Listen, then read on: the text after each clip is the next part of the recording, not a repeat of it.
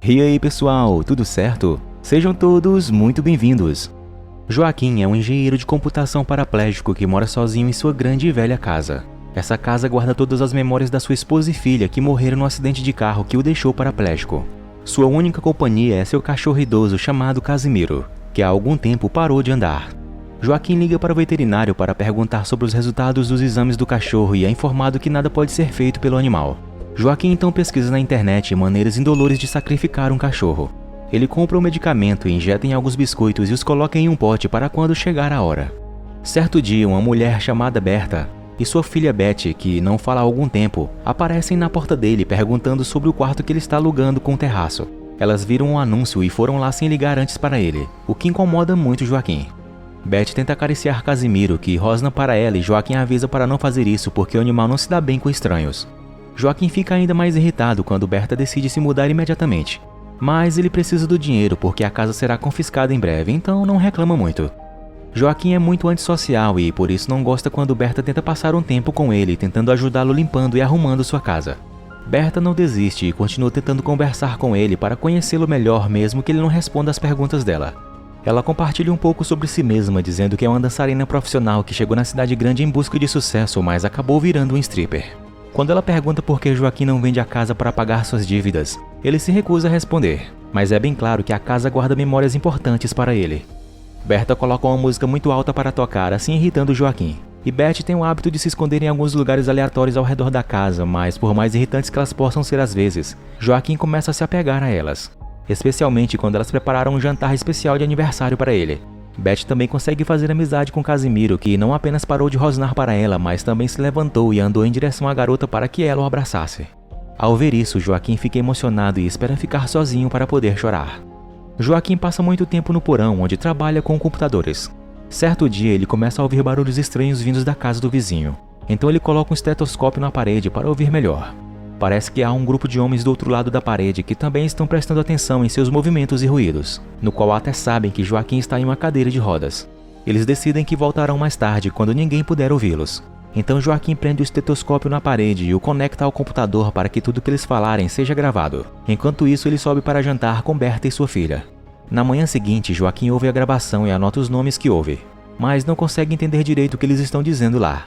Ele só sabe que eles estão movendo alguns pedaços de madeira. Em busca de mais informações, Joaquim faz um pequeno furo na parede com uma chave de fenda e insere uma pequena câmera que também se conecta ao seu computador, e cobre a engenhoca com a CPU velha. Ele então tenta expulsar Berta e Betty de casa com medo de que elas estejam em perigo, mas não explica o motivo e Berta fica bastante irritada porque eles assinaram um contrato. Ela o acusa de ter medo de deixar outras pessoas se aproximarem e de confiar nelas.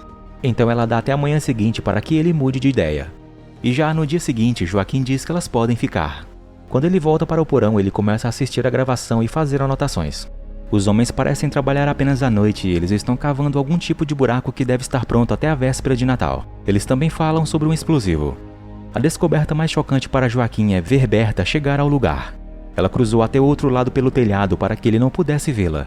E não apenas ela conhece esses homens, mas também está em um relacionamento com um líder chamado Galereto. Berta alugou o quarto de propósito para ficar de olho em Joaquim e Galereto a repreende por ter ido até lá, pois ela poderia ter sido descoberta.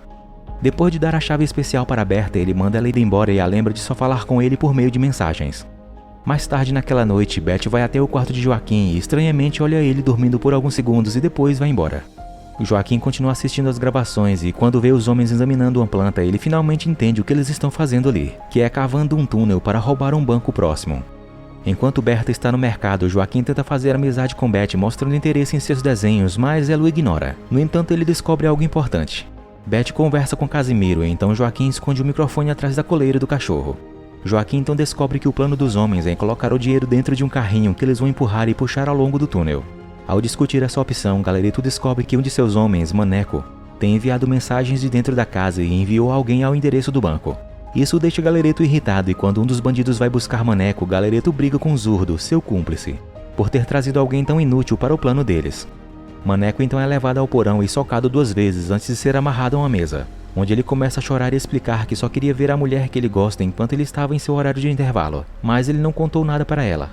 Isso porém não é o suficiente para Galereto, que o repreende por colocar o plano em risco antes de esfaqueá-lo com a chave de fenda e bater em sua cabeça com o martelo. Joaquim assiste a tudo isso com o telefone na mão, se perguntando se deve ou não chamar a polícia, mas ele não tem coragem. O irmão de Galereto, chamado Canário, se pergunta o que eles devem fazer com o corpo e Galereto diz que o policial corrupto que os está ajudando cuidará disso.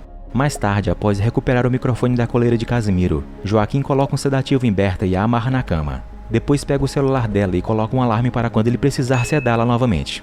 Ele continua assistindo às gravações, onde fica sabendo que os ladrões receberam informações do policial com quem estão trabalhando. Eles foram informados de que não devem tocar nos cofres 747 e 748, porque pertencem a pessoas muito importantes. Uma nova pessoa também chega com um explosivo que vão usar para entrar no banco. É uma mulher chamada Renée, que vai ocupar o lugar de Maneco. Quando Berta acorda, Joaquim a alimenta e pergunta por que ela está saindo com um rapaz tão babaca. Mas Berta diz que ele não é um cara mau, falando que ele pode ser um ladrão, mas não vai machucar ninguém. Para que ela colabore, Joaquim traz seu computador e mostra a ela o que eles fizeram com Maneco. Enquanto ela observa o quão horrível seu namorado realmente é, Joaquim vai ver Beth e depois de explicar que ela não deve ter medo dele, ele permite que a garota fique no antigo quarto de sua filha junto com Casimiro. Então Joaquim começa a trabalhar em um plano para tirar dinheiro dos ladrões. Ele acha que pode cavar um buraco logo acima do túnel e simplesmente se inclinar e pegar algum dinheiro do carrinho quando estiver passando. Quando ele conta a Berta sobre essa ideia enquanto massageia o braço dela, Berta diz que ele vai ser pego e morto. Mas ele confia em seu plano e a coloca para dormir de novo depois de roubar seu colar com a chave que Galereto lhe deu.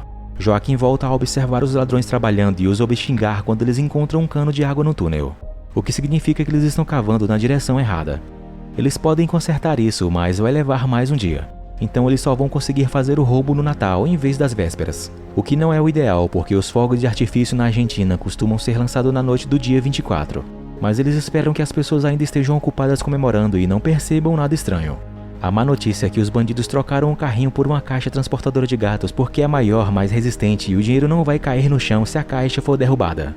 O que significa que Joaquim não será mais capaz de roubar o dinheiro porque a caixa não é aberta na parte de cima, como o carrinho.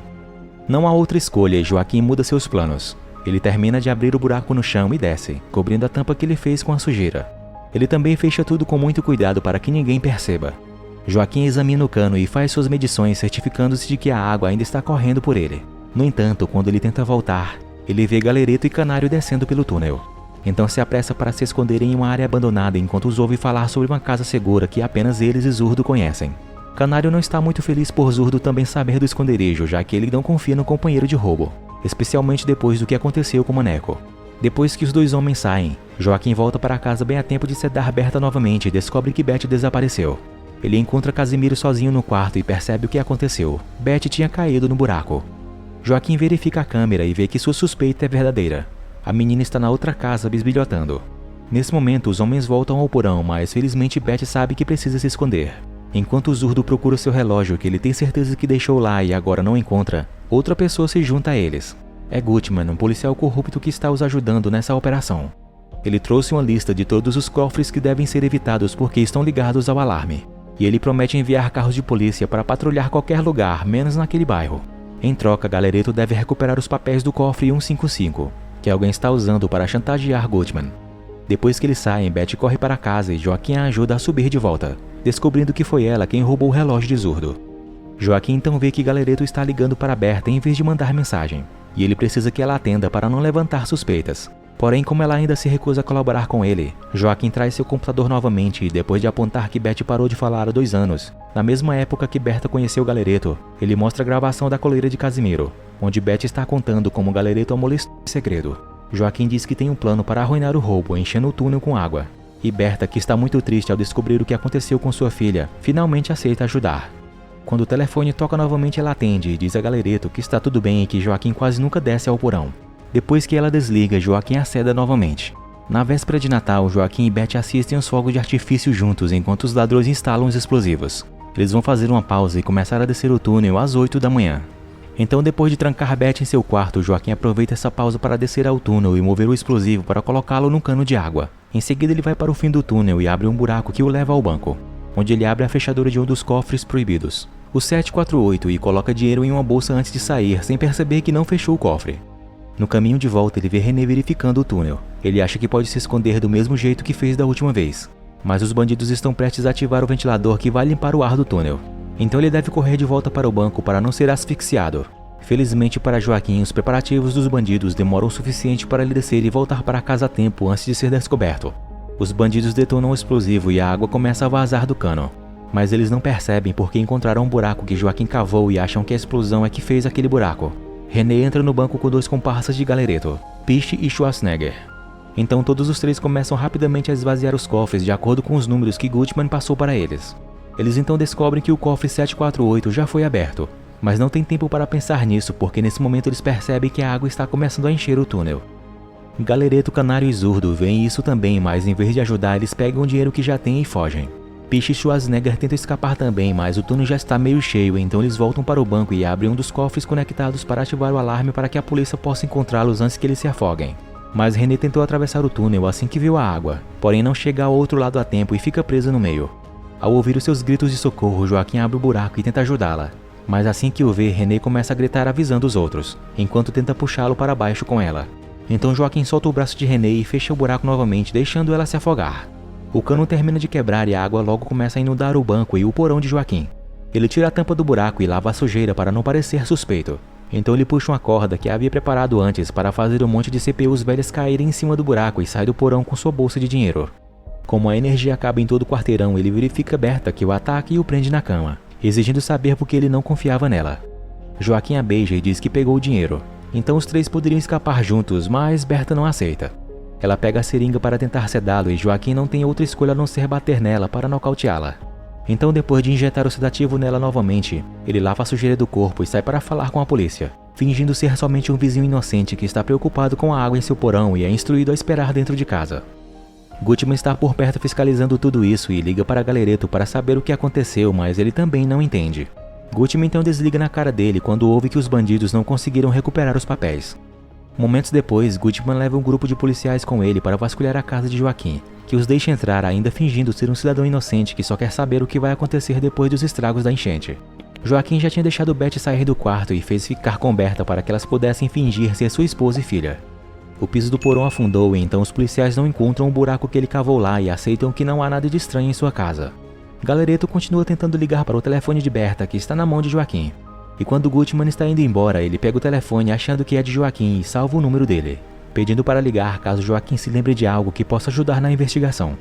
Apenas alguns momentos depois, Galereto, junto com Zurdo e Canário, chegam na casa de Joaquim também e fingem ser policiais. Não querendo levantar suspeitas, Joaquim permite que eles entrem enquanto envia a Gutman uma mensagem pedindo para que ele venha. Ao mesmo tempo, Gutman está ligando para Galereto para gritar com ele por ter aberto o cofre 748, mas Galereto desliga na cara dele antes de interrogar Joaquim. Ele diz que tudo o que sabe é que seu porão foi inundado quando alguns ladrões tentaram roubar o banco e que ele mora sozinho porque a mulher que estava alugando seu quarto foi embora no dia anterior. Porém, nesse momento, Beth aparece, estragando completamente a história de Joaquim. Galereto saca sua arma e depois de ver que Berta ainda estava sedada, ele pega Beth e tenta interrogar Joaquim novamente. Ele ainda se faz de inocente e inventa mais mentiras que acabam se contradizendo. Então Galereto o empurra da cadeira de rodas. Canário começa a bater nele e chutá-lo, tentando fazê-lo confessar, e ele só é salvo pelo telefone de Berta, que começa a tocar de repente. Galereto pega o telefone e atende a ligação apenas para descobrir que é Gutman. Ele acha que é Joaquim quem atendeu e diz que está esperando na porta. Enlouquecendo com essa reviravolta, Galereto deixa Gutman entrar e exige saber por que ele tem o número de Berta enquanto o Canário o amarra. Gutman também não sabe o que está acontecendo, e então Galereto se prepara para atirar em Joaquim e isso finalmente faz falar. O que ele diz, porém, é outra mentira, mas dessa vez mais convincente. Ele finge conhecer Zurdo e, usando todas as informações que ouviu enquanto espionava eles, ele conta a Galereto que Zurdo ia à sua casa atravessando os telhados para espancar e sedar Berta, e foi ele quem contou a Joaquim sobre o roubo e mandou que ele abrisse um buraco no chão para pegar algum dinheiro que mais tarde dividiriam entre eles.